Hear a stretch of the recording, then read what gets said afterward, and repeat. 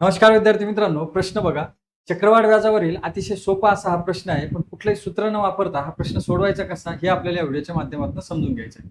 प्रश्न काय आहे सुरुवातीला बघूया. दर साल दर शेकडा 10% दराने 2 वर्षाचे 20,000 रुपयाचे चक्रवाढ व्याज किती? असा प्रश्न आपल्याला विचारला आहे. तर कुठलंही सूत्र आपल्याला याच्यामध्ये वापरायचं नाही. करायचं काय सुरुवातीला मुद्दल जी दिली आहे प्रश्नामध्ये ती ॲज इट इज लिहून घ्या आणि आपल्याला दर किती दिलेला आहे तर 10% दर दिलेला आहे. म्हणजे काय? तर 100 वरती 10 रुपये व्याज आहे. ओके. मग 100 वरती 10 ची वाढ म्हणजे आपण लिहितो कसं?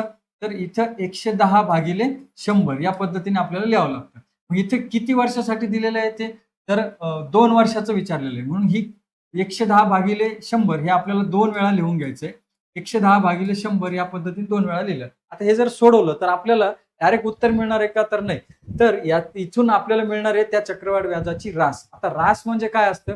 तर मुद्दल आणि येणारी जे काही व्याज आहे यांची दोघांची एकत्रित बेरीज म्हणजे असते रास. आता ते पुढे समजून घेऊया. आता हे सोडवलं तर इथे बघा 0 अंशातले 2 कटले तर छेदातले 2 कट होतील आणि इथले 2 हे शून्य कटले तर इथले पण 2 शून्य कट होतील. मग आता अंशात काय राहिले?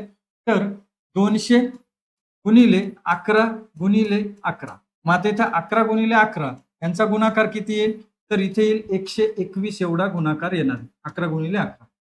मग आता 200 गुणिले 121. मग 121च्या दुप्पट किती होतील? ह्या 2 ने डायरेक्ट गुणून टाका. तर 242 होईल. 242 आणि हे 2 शून्य ॲज इट इज इथं घेतले. तर आपल्याला उत्तर काय मिळतंय सध्या? 24,200. आता हे फायनल आन्सर आहे का? तर नाही. मी अगोदर सांगितल्याप्रमाणे की आपल्याला रास मिळाली. आता याच्यामध्ये काय काय आहे? तर इथे ही मुद्दल 20,000 पण आहे आणि चक्रवाढ व्याज 2 वर्षाचं त्याच्यात ऍड आहे. मग इथं पहिले मुद्दल किती होती? तर 20,000 होती. आता या रास जी आलेली आहे याच्यामधनं जर आपण मुद्दल वजा केली तर आपल्याला काय मिळतं? ते चक्रवाढ व्याज मिळतं. मग इथं 24,200 मधनं आपण 20,000 रुपये वजा केली तर आपल्याला उत्तर काय मिळणार आहे?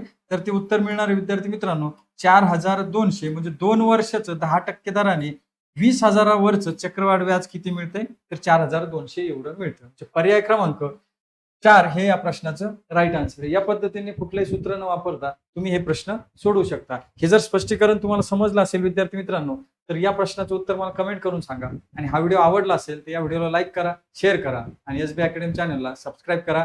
धन्यवाद विद्यार्थी मित्रांनो.